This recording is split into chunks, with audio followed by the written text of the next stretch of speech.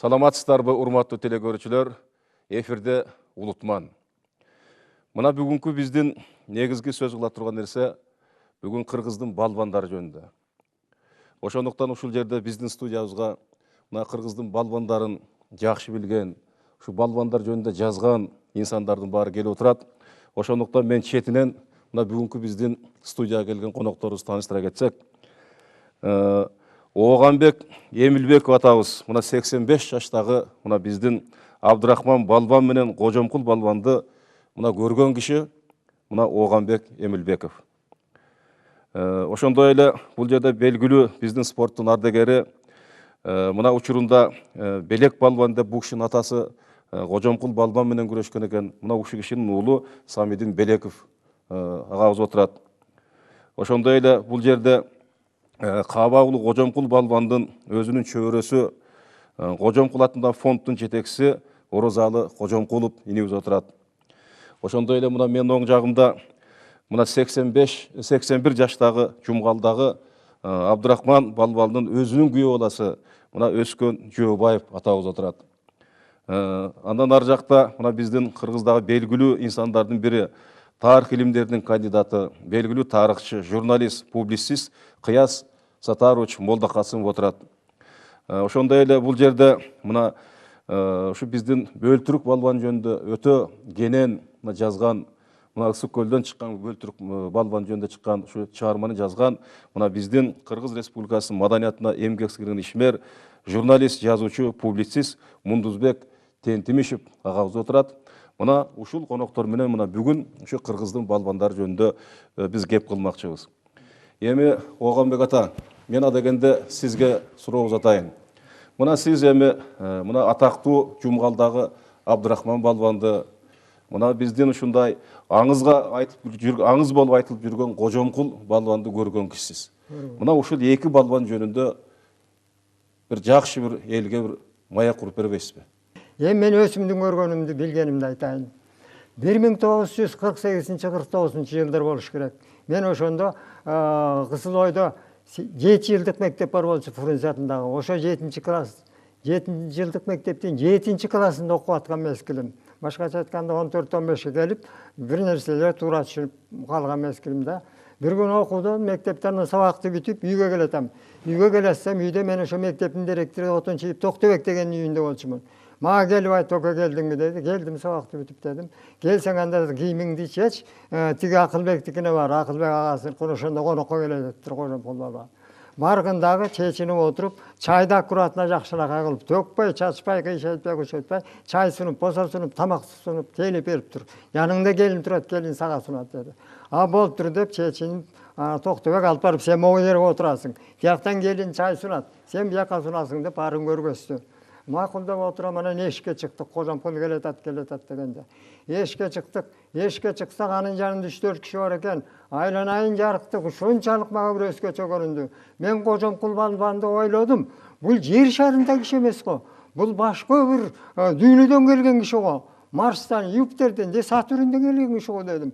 Өзгөчө да Кызылойдо деле жакшы, бийик болуу, жакшы толбоч кишилер бар. Алар берен эле келип калды. Ушунчалык таң калып карап турдум. Анан каршы критиги бар экен, каршы критигин бүчүлүгүн чечип коюп мындайдан келатат. Келатканда ичигине мага окшогон кишилердин ичи өтөртө кенен батып кеткендей. Ой тобой, буга таң калдым, ушундай киши болот экен деп. Анан үйгө киришти, үйгө кирди да. Алыбакта үйлөр эмне кичинекей эшик тар, жапыс. Үйгө кирерде мындайдан туруп калды. Мындайдан туруп калды да, Кожомкул батпай калды да. Анан эңкейип, моминтип, анан кырынан кирди. Кырынан кирди, биринчи эшикке, эски кыргыз үйлөрдө.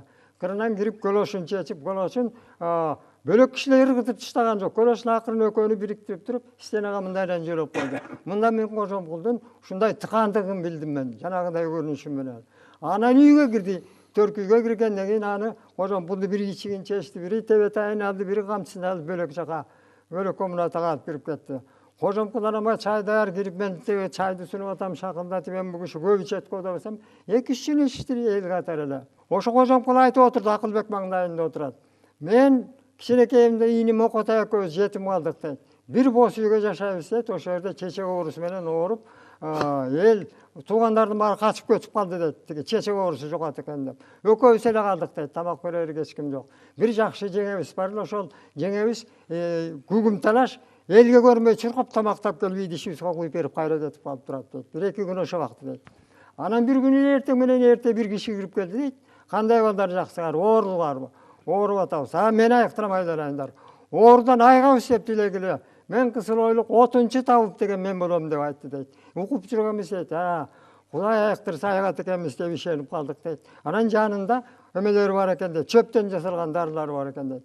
Чөптөн жасалган дарылардан баягы кашыкка чөйчөккө куюп муну ичкиле деп эртең мененки бир сыйрасын берди дейт. Анан эми мен бошобой кетип калам, эртең келем. Муну түштү ичкиле, муну кечинди ичкиле деп бөлүп дарылардан иштеп кетиптир. Анан эртең менен ичкенбиз, түштө кечиндегисине ичтик. Эртең менен кайра келди, дагы ошентти дейт. Ошентип 1-2 күнү эметкенден кийин келип кетип атып анан күнүгө ошентип кетет дейт, ошону айтып. Ошентип 10 күнчө дарылады дейт. 10 күн дарылагандан кийин мага чөп дарды ичкенден кийин эшикке чыгып басып калдык дейт, кадимкидей эле. Кадимкидей басып калдык. Анан мага бизге дарыларынан муну эртең менен, муну кечинде, муну түштү ичкиле деп дарыларынан берип кетти. Ошо бойдон биз чуркап кеттик. Башкача айтканда жеңебиз болбогондо, 30-чу табып болбогондо биз Мокотайым экөөбүз тең жок болмокпуз деп өз сөзүн айтты. Эми бул жерде аккан арыктан суу агат дейт. Мына кадимки ушу Кожомкул балбандын өзүнүн урпагы отурат. Мен Орозалыны мына көптөн бери тааныйм. Орозалы Кожомкулов деп. Мына ушул кадимки Кожомкул Каба уулу Кожомкулдун өзүнүн чөбөрөсү. Мына Кожомкул атындагы мына коомдук фонд бар. Ошону атайын түзүп, ошол азыр далалаттанып, азыр көп иштер жасап атат ата. Көп нерсе унутулуп калат экен. Анын баары мындай, анын баарын документтештирип, мына тарыхчылар менен кеңешип, анын баарын кийинки мына биздин муундарга калтырып кете турган бул кээде айтылган сөздү эле ага кишилер өтүп кетсе, көз өтүп кетсе унутулуп калат экен.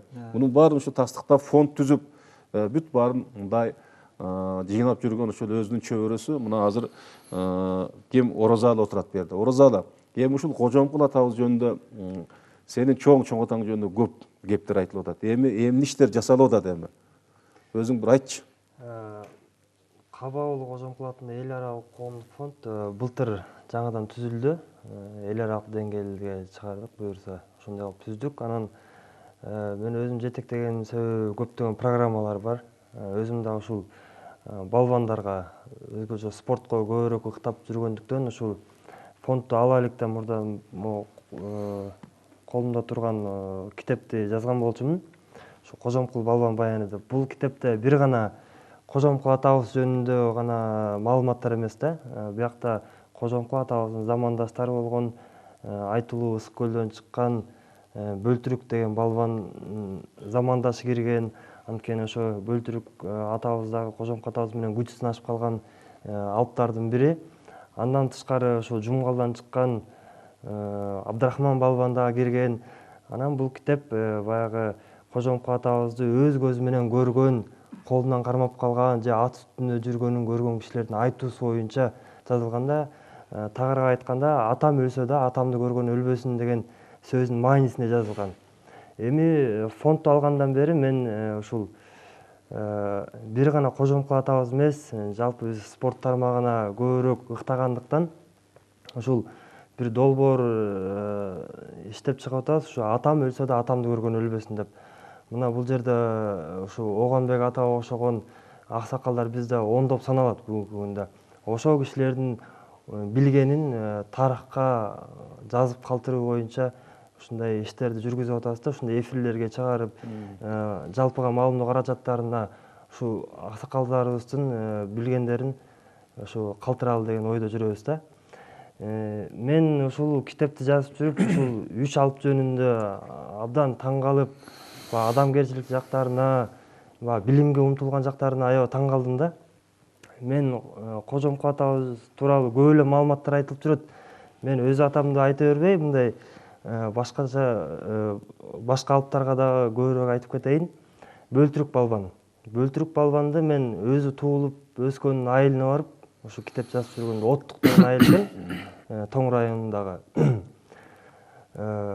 Өз көзү менен көргөн кишилердин менен бааралашып, ушу оозунан уга алдым да.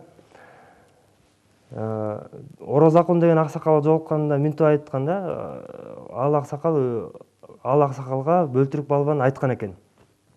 Балам дептир, сен 3 нерседен ыраак болсаң, сен бактылуу жашайсың дептир. Сен биринчиден ичимдиктен алыс бол дептир. Сен кумар оюндарынан алыс бол дептир. Анан сулуу кыздардан алыс бол дептир да.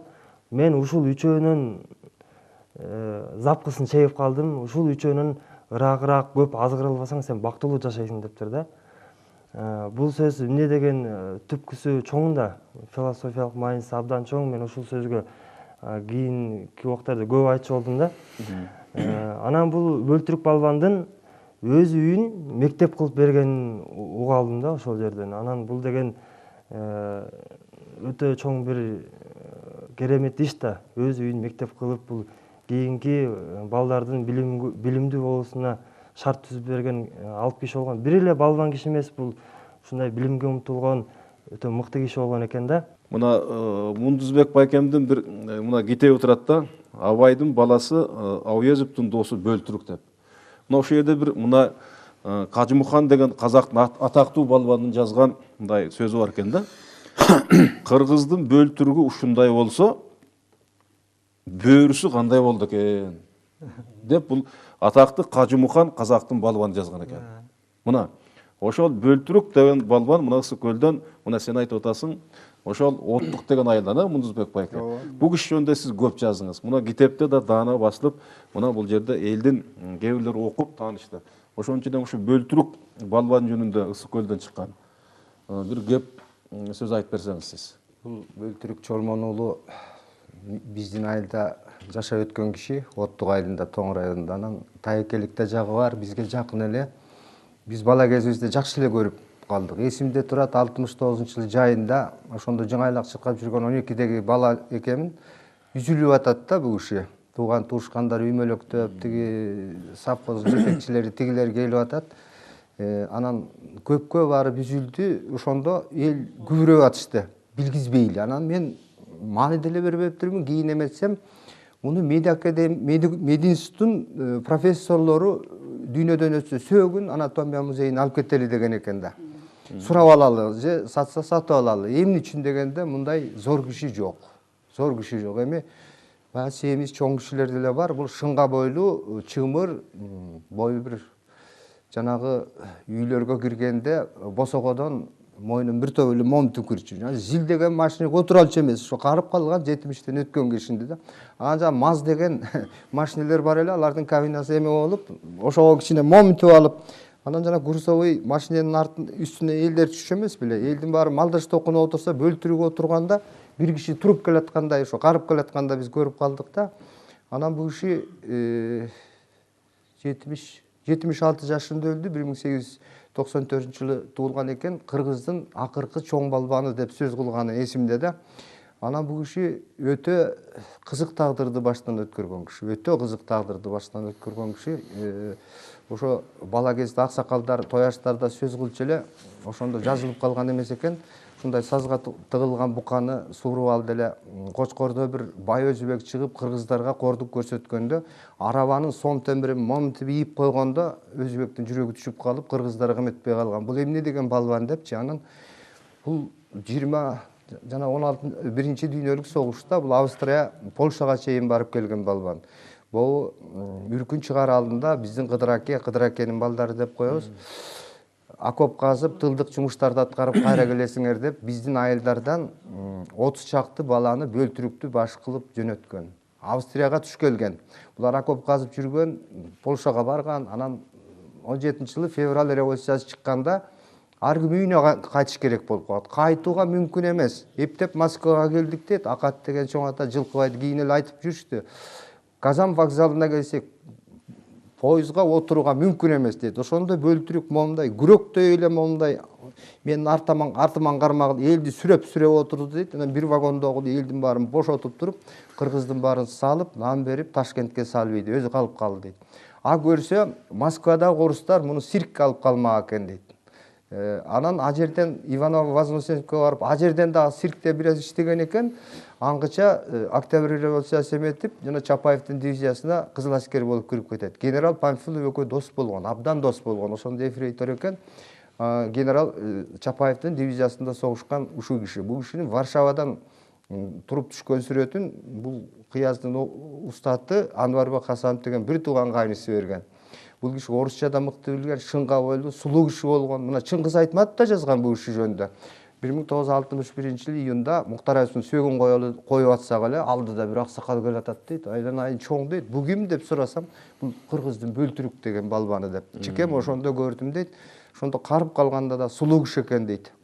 Анан ошону менен Колчактын армиясын кубалап, теги Семейге келгенде, Ыртышка келгенде ушундай мужиктер казактарды өткөрбөй, дарыядан өткөрбөй көпүрөнү ээлеп алган экен дейт. Анан Бөлтүрүк ошонун баарын бошотуп, казактарды өткөргөндө Абайдын Турагул деген баласы, бул эмне деген балбан, бул ким деп эметкенде анан Кыргыздын Бөлтүрүк деген балбан ушу десе, анан үйүнө алып барып коноктоп, жетим бала экенсиң деп, анан ошол жерден багып алып Абайдын баласы кылганда, казак кызга үйлөнтүп, Муктар абыз экөөнү шилекей алыштырып, дос кылып, акыреттик дос кылып, анан 25-жылы 5 ат жегилген араба менен бу жерге жөнөткөндө Муктар экөө дос болгон. Муктар абызды көргөн кишилер азыр да бар.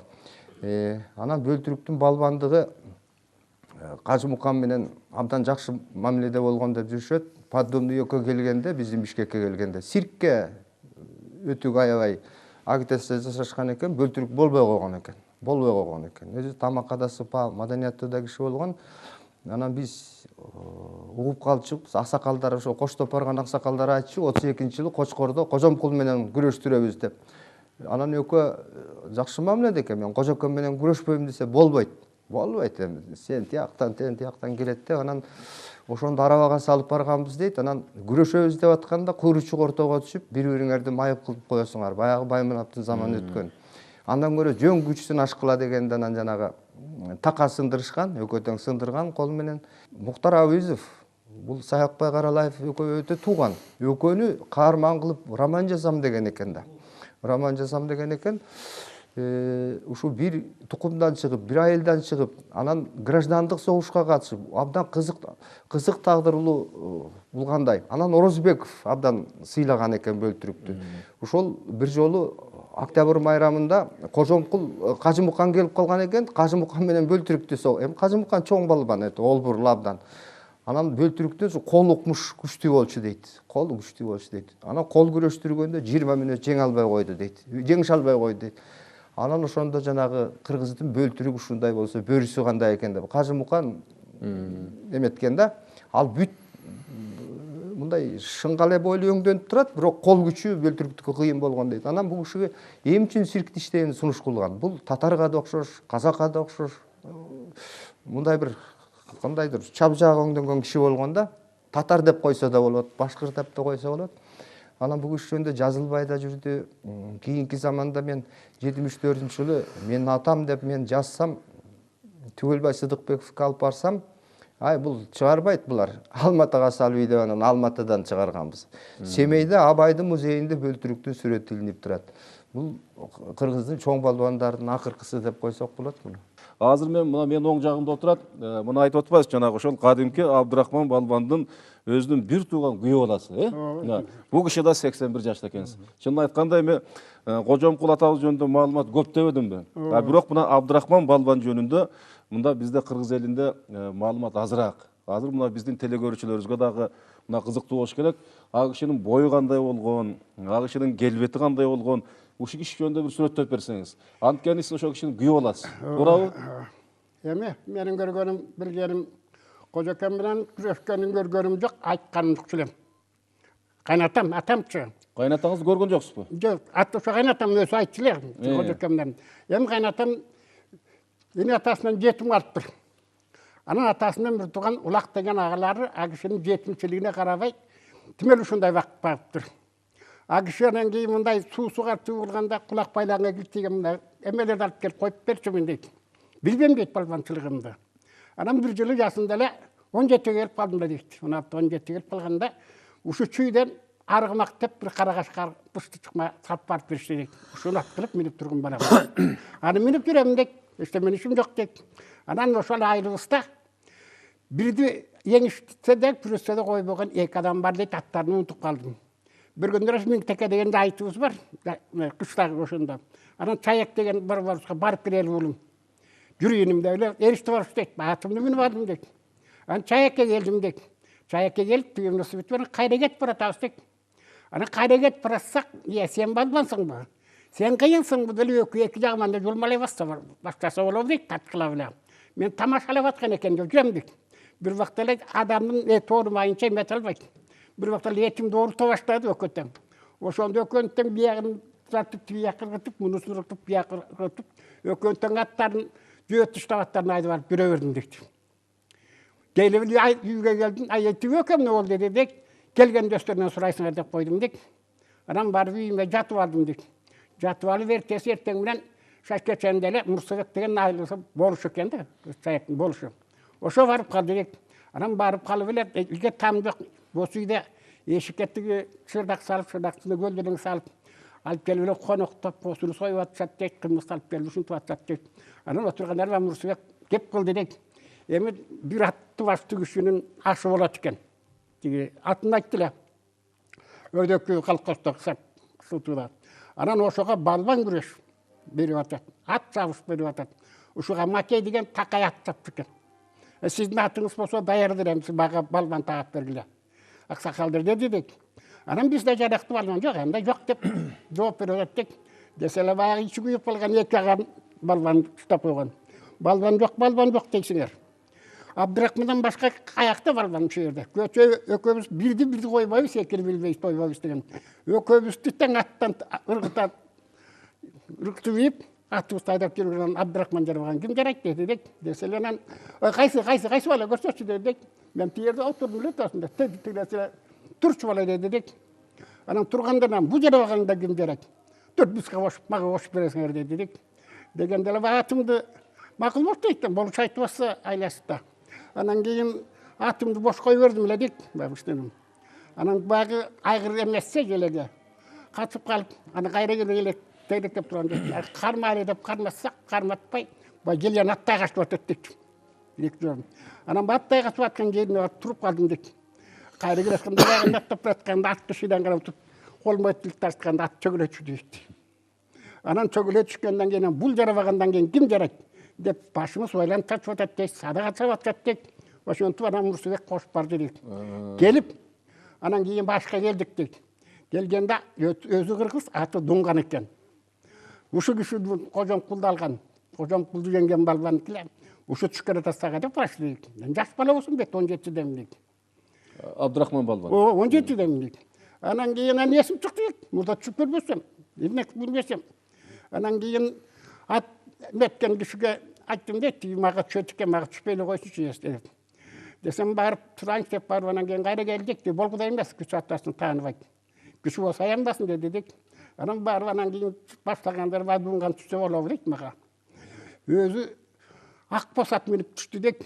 Өз атынан өзүнүн ниет таппак, ниет таппак деп. Келип анан кийин мени аял айткенде куда эмес бай аялдыкым, аягыдай эмес дейт. Анан текешим илгери кийик текенин шымы менен. Түшчү турбайбы. Анан баягы бараңдан атканда боло жерим деп ойлоп доосаны. Үч жерин баягы окту тешиги бир жерде туруптур.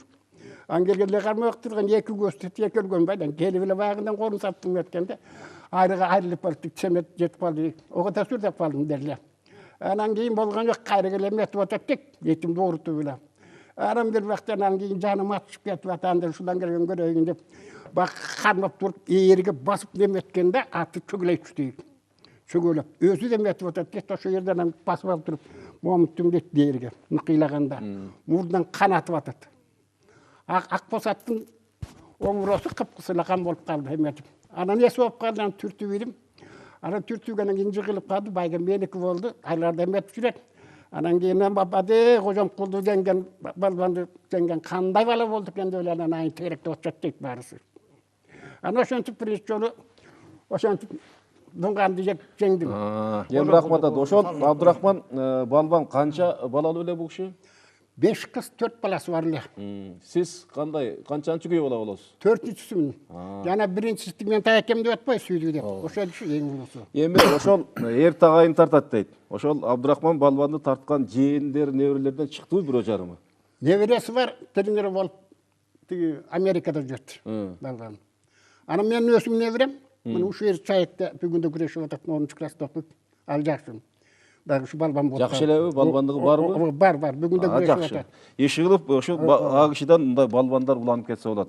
Эми урматтуу аксакалдар, жердеми сиздер а кишилерди көрүп калган адамдар сүйлөдүңөр. Эми баары бир адебиз, будебиз, анын баары мына китепке жазылып калат. Анын баарын тарыхчылар иликтейт. Биздин жазуучулар алар жазат дегендей. Мына биздин бул жерде дагы бир ушу тарых илимдеринин кандидаты, белгилүү тарыхчы мына Кыяс Сатарыч Молдокасымов мына досубуз отурат. Кыяс Сатарыч, өзүңүз эми ушул кыргыздын балбандары жөнүндө кеп болгондо ушулар жөнүндө айтып кетсеңиз, кимдер жөнүндө айтасыз? Анда мен ушул кепти сиз улап берсеңиз. Эми азыр жогоруда аксакалдар айткандай, кыргыздар балбандарга өтө бай болчу. Тарыхта кыргыздар ошо балбандары менен сыймыктанчу. Анткени ошол балбандар дайыма кыргыз элине намыс алып келип берип турчу да. Анан ар бир аймактан ушундай бир белгилүү балбандар өтө көп чыккан. Бул эң балбандардын арасында мына азыр биз Кожомкулду, Абдрахман балбанды дайыма айтып, ооздон түшүрбөй келе жатабыз. Белгисиздер дагы өтө көп. Көпчүлүгү мындай бир китеп жазылбай, артынан изилдөө жүргүзүлбөй, белгисиздер дагы өтө көп. Мына ушу балбандардын арасында өтө бир белгилүү, күчтүү, албеттүү адамдардан мен ар дайым мына Алп тоок жөнүндө көбүрөөк айтып жүрөм да. Ким дейсиз? Алп тоок. Бул кадимки эле мына Тогуз Тородон чыккан өзгөчө белгилүү Тайлак баатыр, Атантай баатырдын чоң аталары Жамболотту барып бошоткон Алп тоок. Бою 3 метрден өйдө болгон дейт. Анан 3 метрден өйдө болуп, бул жанакы Тайлак Атантайдын чоң аталары Жамболотту бул Пекинге туткунга алганда Алп тоок мен бошотуп келем. Мен ошол бошотуп келбесем болбойт деп, минейин десе бир улоо чыкпай койду дейт. Себеби 3 метрден өйдө аны эч бир ал убакта ат көтөрө алчу эмес дейт. Анан ошол жөө Пекинге чейин баргандыгы жөнүндө сөз болот да. Пекинге барганда ошол Алп тооктун жанакы 3 метрден өйдө азыр элестетип көрөлү. 3 метрден өйдө жанакындай балбан бар айтса, ал жердегилердин баардыгы артынан ээрчип алып таң калып, Кытайдын императоруна чейин таң калып аны карап, анан ошого шарттай койгон дейт. Кытайдын мен деген палбандары бар. Мен деген жанакы чыгыш өнөрүн билген жанакы азыр биз айтып жүрбөйбүзбү? Карате, тайквондо башкаларды. Мына ошолордо мыкты балбандарыбыз бар. Сен ошолор менен бир алышып көр. Эгерде ошолорду бир жеңсең, ошолорго мындай туруп берсең, анда ошол Жамболотту биз бошотуп берем, мына зынданда жатат деп. Анан ошондо эң балбандардын баардыгын жанакы карате менен машыккандардын бүт баарынын салган экен. Жанакы Алп тоокту барып туруп эле тээп, кайра жерге тып деп өздөрү кайра түшөт дейт. Алп тоок эч нерсени кенебей ошол жерде отурат дейт. Эч нерсени тоотпойт дейт. Анан ошо Алп тоок ошондой баягы Кытайдын мен деген палбандардын баардыгынын жанакы сынактарынан өтүп, анан ошо Пекинден Жамболотту бошотуп Акталаага Тогуз Торого алып келген дейт. Мына ошол сыяктуу балбандар мына Кыргыздын түштүгүндө Ферганада дагы өтө көп. Мен мына Түркстанский ведомость деген гезит бар. Бул 1917-жылга чейин чыккан гезитте 1870-тен 17-жылга чейин ошо орустар бул жерге генерал губернаторлугун кургандан баштап ошо гезит чыгарган. Анан ошол гезитте бир кызыктуу бир маалыматты окуп калдым. Фон Кауфмандын дейт, генерал губернатордун ошол коросунда дайыма бир мындай бир сеткада, чоң бир мындай сеткада ушунчалык чоң бир жолборс турчу дейт. Анан ушул жолборсту каяктан тапты? Бул каяктан келген жолборс десе, анан ошондо Кауфман мактанып айтчу дейт. Мен мына Кудайархан мага белек кылып бербейди деп. Анан кийин Кудайархан көрсө, Кудайарханга ошол жолборсту тирүү Кыргыздын баатырлары кармап берген экен. Болгондо дагы Кыргыздын ошол балбандары өзгөндөн биздин айылдан чыгып аткандыгы кийин кызык болуп калды. Биздин айылдан ошо Сарке, Шаңыр деген балбандар ошол өз мезгилинде Фергана өрөөнүндө далысы жер жыттабаган балбандар болуп, баатырлыгы менен өтө ханга жаккан мыкты инсандар болгон экен. Анан ошонун Сарке деген баатырын ошол жолборсту кантип тирүү кармаганын аксакалдар ошо аңыз катары айтып калчу эле да. Ал күрөштөн дагы, башкадан эңиштен дагы эч кимден жеңилчү эмес дейт. Анан ошол бир күнү Кудайырхандын тапшырмасы менен ушу тирүү жолборс кармап кел деп мен ушу жиберди деп туруп, анан айылдан барып туруп, анан ошо айылдын ал убакта Кыргызда жолборстор кеңири жашачу. Эң акыркы жолборс менин иликтөөм боюнча ушу 1910 жылы Кыргызстандын аймагында жок болду да. Анан ошол жанакы Сарке деген баатыр кадимгидей колдоруна жанакы кыл арканды кадимгидей мындайынан байлап, анан бир жагына жанакындай казыгын кармап, анан жанакы жолборс бар деген камыштардын арасына кирип, анан ошол жерин арылап барып турган жолборсту көрүп, чык баатыр деп ошентип баягы айтышкан. Чык баатыр дегенде анан жанакы жолборс келип туруп, гилейген жолборс келип туруп, жанакы билекти тиштеп, билектен жанакы кыл аркан менен кармаганда, байлаганда, бул жерден эч качан тиги жолборстун тиши өтчү эмес дейт. Анан ошол жерден анан жанагы тиштеген жерден бул жактан казыкты сала коюп туруп, анан ошол жерден анан оозун бууп туруп, анан ошону тирүү кармап, анан Кудайырханга алып барып берип, Кудайырхан ошо тирүү Кауфманга белекке берген экен. Мына ошол жөнүндө аңыз катары көп айтчу. Ошол Фергана өрөөнүндө бул Шаңыр баатыр, Сарке баатырдын алар эч кандай балбандардан жыгылчу эмес деп айтып калчу. Андан кийин дагы көп баатырлар чыкты.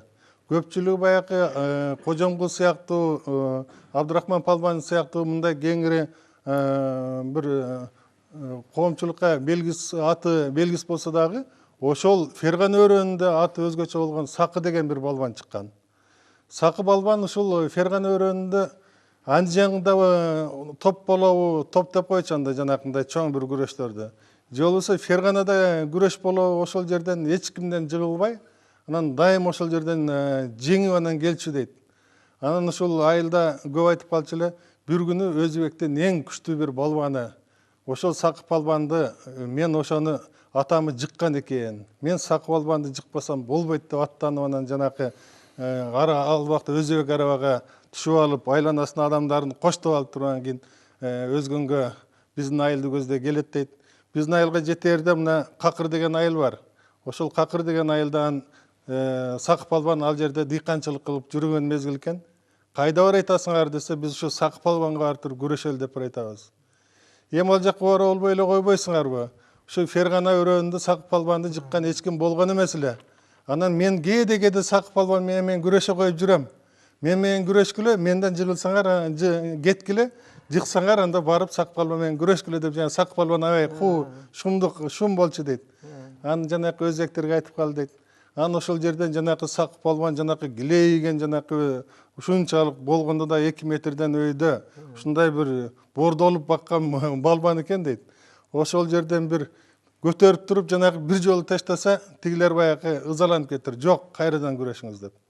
3 жолу көтөрүп тургандан кийин жыгып, баштан аттап кеткенден кийин анан ошол жерден анан охо, бул Сакы балбан менен анча-мынча күрөшүп жүргөн сиз болсоңуз, анда Сакы балбанга барып убара болбой эле кетели. Мына Сакы балбанга деген белек бечкегиз бар, берип коюңуз деп туруп анан ошол жерден кеткен дейт. Анан ушул Сакы балбан деген ушул Фергана өрөөнүндөгү өзгөчө өтө чоң бир балбан чыккан.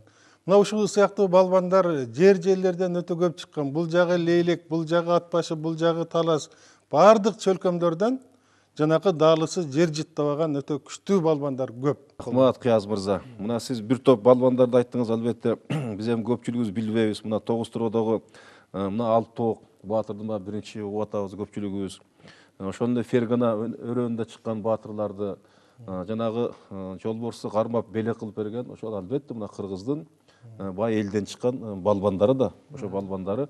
Ошон үчүн илгертеден Манаста бекер айтылбайт да. Мына Жолой менен Кошой жөнүндө кандай бизде аңыз кеп бар, ошондой артынан чыккан Кыргыз элинде дагы эле мына балбандар чыгып келген, дагы эле чыга бермекчи, Кыргыздын учугур эмес. Ушуну менен унутман көрсөтүүсү аягына чыкты. Эмдигиде жолукканча саламатта болуңуздар.